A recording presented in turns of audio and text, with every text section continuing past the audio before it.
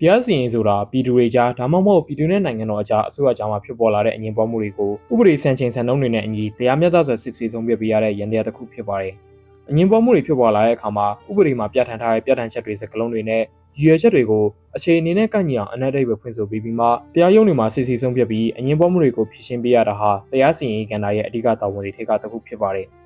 အစိုးရရဲ့အာဏာဒါမှမဟုတ်ဥပဒေပြုရေးရဲ့အာဏာကနိုင်ငံတော်ဖွဲ့စည်းပုံအခြေခံဥပဒေထက်ကျော်လွန်နေတဲ့အခြေအနေမျိုးမှာဆိုရင်လည်းတရားစီရင်ရေးကအစိုးရနဲ့ဥပဒေပြုရေးတို့ကိုတားဆီးထိန်းချောင်းပေးရတာဟာလည်းတရားစီရင်ရေးရဲ့တာဝန်ပါပဲနိုင်ငံတကာနိုင်ငံဒါမှမဟုတ်ဒေသတစ်ခုအတွင်းမှာနေထိုင်တဲ့ပြည်သူတဦးတယောက်ချင်းစီတိုင်းရဲ့လွတ်လပ်ခွင့်နဲ့အခြေခံအခွင့်အရေးတွေတိုင်းကိုဥပဒေနဲ့အညီကာကွယ်ပေးဖို့ကလည်းတရားစီရင်ရေးရဲ့အဓိကတာဝန်ဖြစ်ပါတယ်ပြည်သူတယောက်ရဲ့အခွင့်အရေးကိုတခြားပြည်သူတယောက်ကချိုးဖောက်လို့မရသလိုနိုင်ငံတော်ကလည်းချိုးဖောက်ခွင့်မရှိပါဘူးဒါတွေကတော့တရားစီရင်ရေးရဲ့အခြေခံသဘောတရားတွေပါပဲဆိုတော့တိုင်းသားလက်နက်ကိုင်အဖွဲ့တွေရဲ့တရားစီရင်ရေးအခြေခံသဘောတရားတွေကတော့ဘယ်လိုရှိလဲဆိုတာကိုဆက်ပြီးကြည့်ကြရအောင်ပါ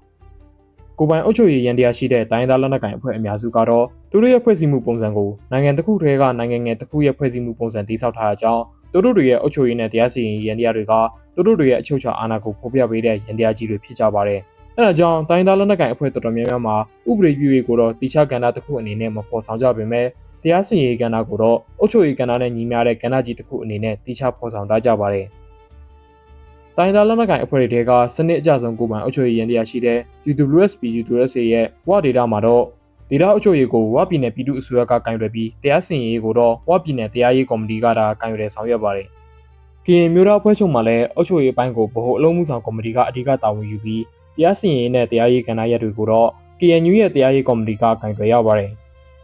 မိုင်းလာအထူးဒေတာမှာလည်းတရားစီရင်ရေးကဏ္ဍကိုစစ်ရေးအုပ်ချုပ်ရေးစီးပွားရေးနဲ့မွေးရေးစီးပွားစားတဲ့ကဏ္ဍကြီးတွေနဲ့တန်းတူထားရှိထားဖြစ်ပါတယ်။တခြားသောတိုင်းသားလက်နက်ကိုင်အဖွဲ့တွေမှာလည်းတရားရေးဌာနတွေနဲ့တရားစီရင်ရေးရန်တရားတွေကိုအသီးသီးဖွဲ့စည်းထားကြပါတယ်။တိုင်းသားလက်နက်ကိုင်အဖွဲ့တွေရဲ့တရားစီရင်ရေးစနစ်အောက်ဆုံးအဆင့်ဖြစ်တဲ့ရက်ကျေအဆင့်မှာတော့တရားရုံးတွေမရှိဘဲရက်ကွက်နဲ့ကြေးရွာတွေရဲ့ရက်ကျေအုပ်ချုပ်မှုတွေရက်ကွက်နဲ့ကြေးရွာတွေရဲ့တပါပတိတွေနယ်မြေခံနယ်မြေမှုတွေမျိုးနွယ်စုကောင်းဆောင်တွေပါဝင်တဲ့အဖွဲ့ကအမှုတွေကိုညှိနှိုင်းစီရင်ဆုံးဖြတ်ပေးရပါတယ်။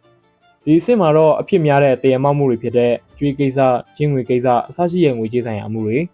မြေယာအငင်းပွားမှုပိုင်ဆိုင်မှုအငင်းပွားမှုငါးရန်ခါပြဿနာအစရှိတဲ့မြေယာနဲ့ပိုင်ဆိုင်မှုဆိုင်ရာအမှုတွေကလေးထိန်းသိမ်းခွင့်ဆိုင်ရာကိစ္စလက်ထပ်ထိမ်းမြားခြင်းကိစ္စကွာရှင်းပြည့်စဲခြင်းကိစ္စစတဲ့မိသားစုဆိုင်ရာအမှုတွေစာချုပ်စာတမ်းကိစ္စနဲ့သက်ဆိုင်တဲ့အမှုတွေနဲ့အမွေဆိုင်အမှုတွေကိုကင်တွယ်ညှိနှိုင်းဖြေရှင်းပေးရပါတယ်ဒီအမှုတွေပေါ်ရက်ကျေတရားစီရင်အဖွဲ့တွေရဲ့တရားစီရင်မှုကိုစိတ်ကျဉ်နှံ့မှုမရှိတာဒါမှမဟုတ်တရားမမျှတဘူးလို့ထင်ရင်တော့မြို့နယ်အဆင့်ဒါမှမဟုတ်ခရိုင်အဆင့်တရားရုံးတွေကိုတိုင်ကြားနိုင်ပါတယ်။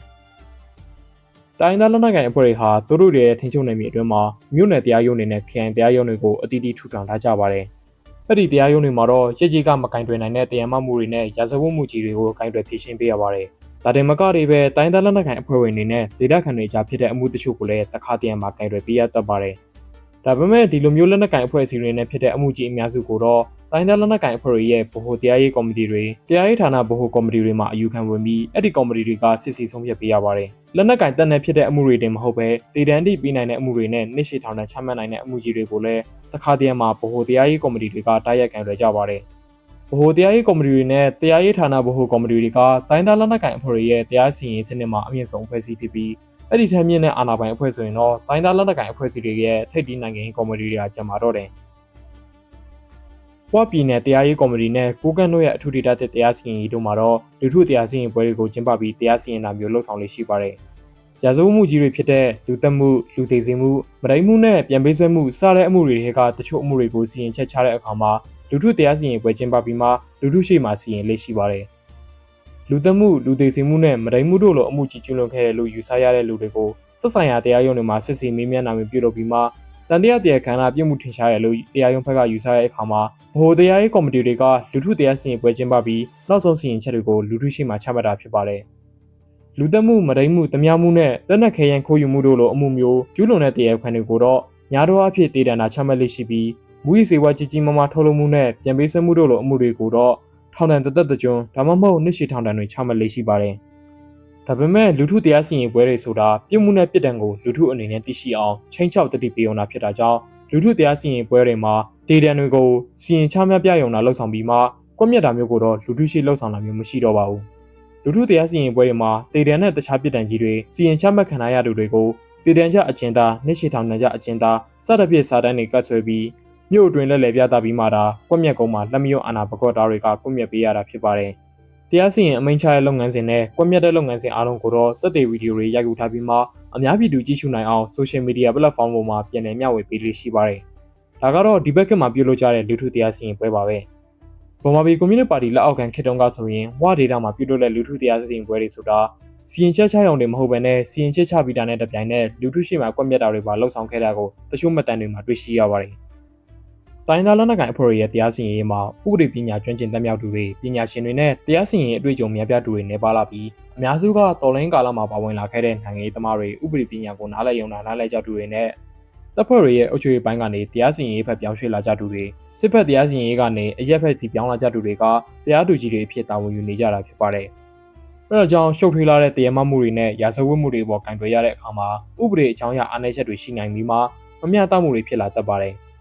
ဒါအပြင်တရားစီရင်ရေးဆိုင်ရာစီးမြင်တွေစုံစမ်းစစ်ဆေးရေးနည်းလမ်းတွေအထောက်အထားစုဆောင်ခြင်းဆိုင်ရာနည်းလမ်းတွေနဲ့တရားရုံးကျင့်ထုံးတွေကိုစနစ်တကျတင် जा ပေးမဲ့အရေးမြစ်တွေလည်းနှဲပါတာကြောင့်တရားရုံးတွေရဲ့ခိုင်မာမှုဟာလည်းအားနည်းပြီးပြည်သူတွေအနေနဲ့တရားရုံးအပေါ်ယုံကြည်မှုဟာလည်းအားနည်းနေတာမျိုးဖြစ်တတ်ပါတယ်။တိုင်းသားလက်နက်ကိုင်ထိန်းချုပ်နယ်မြေတွေမှာတော့တိုင်းသားလက်နက်ကိုင်အဖွဲ့တွေကထုတ်ပြန်တဲ့ဥပဒေတွေစီမင်းတွေကိုလိုက်နာရမယ်ဆိုတာသိတာထင်ရှားပြီးဒေသခံပြည်သူတွေအနေနဲ့အမှုတဆုံတရားဖြစ်ခဲ့ရင်တိုင်းသားလက်နက်ကိုင်အဖွဲ့တွေရဲ့တရားရုံးတွေမှာဖြေရှင်းနိုင်တယ်ဆိုတာကရှင်းလင်းပေမဲ့တိုင်းသားလက်နက်ကိုင်စိုးမိုးနယ်မြေတွေနဲ့ရီမန်းနယ်မြေတွေမှာတော့ဒီလိုတွေရိုးရှင်းမနေနိုင်ပါဘူး။တိုင်းသားလက်နက်ကိုင်စိုးမိုးနယ်မြေဆိုတာဗဟိုအစိုးရရဲ့အာဏာနဲ့တိုင်းသားလက်နက်ကိုင်အဖွဲ့ရဲ့အာဏာတွေအထက်တူတက်ရောက်တဲ့နယ်မြေတွေဖြစ်တာကြောင့်အဲ့ဒီဒေသမှာနေထိုင်တဲ့ပြည်သူတွေအနေနဲ့ဗဟိုအစိုးရရဲ့ဥပဒေအပြင်တိုင်းသားလက်နက်ကိုင်အဖွဲ့ရဲ့ဥပဒေတွေကိုပါလိုက်နာကျင့်သုံးရတဲ့ကြောင့်တခါတည်းမှာပြည်သူတွေအတွက်များစွာအခက်အခဲဖြစ်ပေါ်စေတတ်ပါတယ်။ဒါအပြင်အဲ့ဒီဒေသမှာအမှုတွေဖြစ်ပေါ်လာတဲ့အခါမှာဘယ်ဘက်ရဲ့တရားစီရင်မှုကိုအားကိုးရမယ်ဆိုတာဟာလည်းဝေခွဲမရဖြစ်တတ်ပါတယ်။တရားစီရင်ရေးဆိုတာလွတ်လပ်ပြီးပြည်ပထိန်းချုပ်မှုလုပ်ကင်းတဲ့မန်နိုင်တစ်ခုဖြစ်ရမှာဖြစ်ပြီးမှ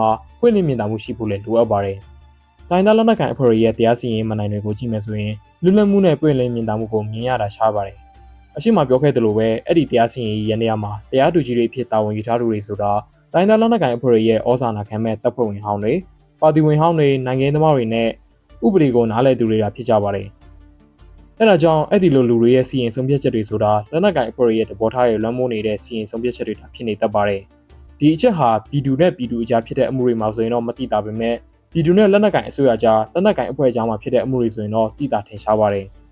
တိုင်းသားလက်နက်ကိုင်အဖွဲ့တွေထိန်းချုပ်ထားတဲ့နယ်မြေတွေမှာတာမန်ပြည်သူတယောက်ကလက်နက်ကိုင်အဖွဲ့တွေနဲ့ပတ်သက်ဆက်နွယ်နေတဲ့လူတယောက်ဒါမှမဟုတ်လက်နက်ကိုင်အဖွဲ့ကကြောထောက်နောက်ခံပေးထားတဲ့စီးပွားရေးလုပ်ငန်းရှင်တယောက်နဲ့အမှုဖြစ်တဲ့အခါမှာပြည်သူကနစ်နာသူဖြစ်နေရင်တော့အဲ့ဒီအမှုမှာတေချာပေါက်ပြည်သူကပဲရှုံးပါတယ်။ဒါကိုမကျင်တဲ့လို့အထက်တရားရုံးတွေအထိတက်မယ်တရားရုံးချုပ်တွေဒါမှမဟုတ်ဗဟိုတရားရေးကော်မတီတွေအထိတက်ပြီးမှအမှုရင်ဆိုင်ရင်တော့အဲ့ဒီအမှုကိစ္စအကြောင်းအရာကပြင်ပကိုမပေါက်ကြဘူးဆိုရင်တော့ပြည်သူကပဲရှုံးမှာပါပဲ။တိုင်းသားလက်နက်ကိုင်အဖွဲ့ရဲ့တရားစီရင်ရေးခုံရုံးတွေတရားရုံးတွေဟာများသောအားဖြင့်တကားပိတ်တရားရုံးတွေဟာဖြစ်လေရှိပြီးအမှုတွေကိုစီရင်တဲ့အခါမှာပြည်သူတွေကိုဝင်ရောက်လေ့လာခွင့်မရအောင်တိုးတိတ်စွာစီရင်ကြတာကြောင့်ပွင့်လင်းမြင်သာမှုသိမ့်မရှိပါဘူး။အဲဒါကြောင့်တရားရုံးအတွင်းမှာဖြစ်ပျက်နေတဲ့မတရားမှုတွေကိုပုံမှန်အခြေအနေမှာပြည်သူတွေအနေနဲ့မသိရှိနိုင်ပဲအမှုနဲ့ပတ်သက်တဲ့အချက်လက်တွေတရားရုံးရဲ့စီရင်ဆုံးဖြတ်ချက်တွေမတရားမှုတွေအကြောင်းမီဒီယာကနေတစဉ်အများသိအောင်ချပြနိုင်မှာဒါအဲ့ဒီလိုမတရားခံရတဲ့အမှုမှာပြည်သူကနိုင်မှာဖြစ်ပါတယ်။ဒါပေမဲ့တိုင်းသားလက်နက်ကိုင်ထိန်းချုပ်နယ်မြေစိုးမိုးနယ်မြေမှာနေထိုင်ကြတဲ့ပြည်သူအများစုဟာရိုးလွန်းကြတာကြောင့်မတရားမှုတွေကိုခံနေရဆဲဖြစ်ပါတယ်။တချို့ဒေသတွေမှာဆိုရင်ရှင်းနေတွေ9ရက်ခွင့်မရှိတာမျိုးတွေဥပဒေအကြံပေးမှုမရရှိနိုင်တာမျိုးတွေလည်းဖြစ်တတ်ပြီးအဲ့ဒီလိုအခြေအနေမျိုးမှာဆိုရင်လည်းပြည်သူတွေကထပ်ပြီးနစ်နာရပါတယ်။ဒီလိုတွေကြောင့်ပဲတခါတည်းမှာနယ်မြေကန်စီးပွားရေးသမားတွေဩဇာကြီးသူတွေစစ်ကောင်းဆောင်တွေတပ်မှုတွေကတရားရုံးတွေကိုတိုးတိုးတွေရဲ့အကျိုးစီးပွားအဆင်ပြေချုံးမွေစေဖို့အတွက်အသုံးပြုလေ့ရှိပါတယ်။တိုင်းသားလက်နက်ကိုင်အဖွဲ့အစည်းတွေရဲ့တရားစီရင်စနစ်မှာအဆိုးအဝါဆုံးပြည်ထန်စီရင်ချက်ကတော့ဒေတန်စီရင်ချက်ပါပဲ။နိုင်ငံတကာလူ့အခွင့်အရေးတွေအရလူသားတယောက်အတွက်အသက်ရှင်သန်ခွင့် right to life ဆိုတာအခြေခံအကျဆုံးအခွင့်အရေးဖြစ်ပါတယ်။အဲဒါကြောင့်အပြည်ပြည်ဆိုင်ရာအဖွဲ့အစည်းတွေလူမှုအတိုင်းအဝန်တွေကဒေတန်ဘေးချင်းကိုလူ့အခွင့်အရေးကိုစိုးဝါးစွာချိုးဖောက်ဒေတန်ဘေးချင်းကိုလူ့အခွင့်အရေးကိုစိုးဝါးစွာချိုးဖောက်ခြင်းလို့သတ်မှတ်ပြီးပြင်းထန်ထန်ကန့်ကွက်ကြပါတယ်။ဒါပေမဲ့တိုင်းသားလက်နက်ကိုင်အဖွဲ့တွေအတွက်တော့ဒေတန်စီရင်ချက်ဆိုတာအဖွဲ့အစည်းရဲ့စီကံထိန်ထိန်မှုဒေတာတွင်တရားဥပဒေစိုးမိုးမှုနဲ့ပြစ်မှုကျူးလွန်မှုကြောက်ရွံ့မှုရှိစေဖို့အတွက်ဥပမာပေးုံတာဖြစ်ပါတယ်။ဆိုတော့တရားခံတယောက်ကိုဒေတန်စီရင်ချက်ချတဲ့အခါမှာတရားခံအနေနဲ့တရားဥပဒေရဲ့အကာအကွယ်ကိုအပြည့်အဝရရှိဖို့လိုအပ်ပါတယ်။ဒေတန်ချမှတ်ခံလိုက်ရတဲ့တရားခံဟာအဲ့ဒီပြစ်မှုကိုအမှန်တကယ်ကျူးလွန်ခဲ့တဲ့ပုဂ္ဂိုလ်ဟုတ်ချင်မှဟုတ်မှာပါ။အကြောင်းမျိုးမျိုးကြောင့်မတရားဆွဆွဲခံရတာလည်းဖြစ်နိုင်တယ်လို့တရားခံအစ်စ်ကဖန်တီးထားတဲ့တပ်တွေနဲ့ကြောက်ချခံရတာမျိုးလည်းဖြစ်နေနိုင်ပါတယ်။ဒီလိုအခြေအနေမှာဒေတန်ချမှတ်ခံရမဲ့တရားခံတွေရဲ့ရှင်းနေတွေကပြန်လည်ချေပတာမျိုးတရားခံတွေကိုယ်တိုင်အယူခံဝင်ပြီးချေပတာမျိုးလှုပ်ဆောင်ခွင့်ရှိရမှာဖြစ်ပါတယ် ဒါပေမဲ့တိုင်းသားလက်နက်ကိုင်အဖွဲ့ရဲ့တရားစီရင်ရေးမှာတော့တရားခံတွေရဲ့ခုခံချေပခွင့်ကိုကန့်သတ်ထားကြောင်းတရားခံတွေအနေနဲ့ဘာမှမလုပ်နိုင်တော့ဘဲကွပ်မျက်ခံရတာမျိုးတွေဖြစ်သွားတတ်ပါတယ်။ဒီလိုကိစ္စရပ်တွေကထင်မြင်ယူဆချက်တွေမဟုတ်ဘဲမြေပြင်မှာဖြစ်နေတဲ့ကိစ္စတွေပါပဲ။ဒါကတော့တိုင်းသားလက်နက်ကိုင်အဖွဲ့ရဲ့တရားစီရင်ကဏ္ဍပါပဲ။အားလုံးကျေးဇူးတင်ရှိပါတယ်။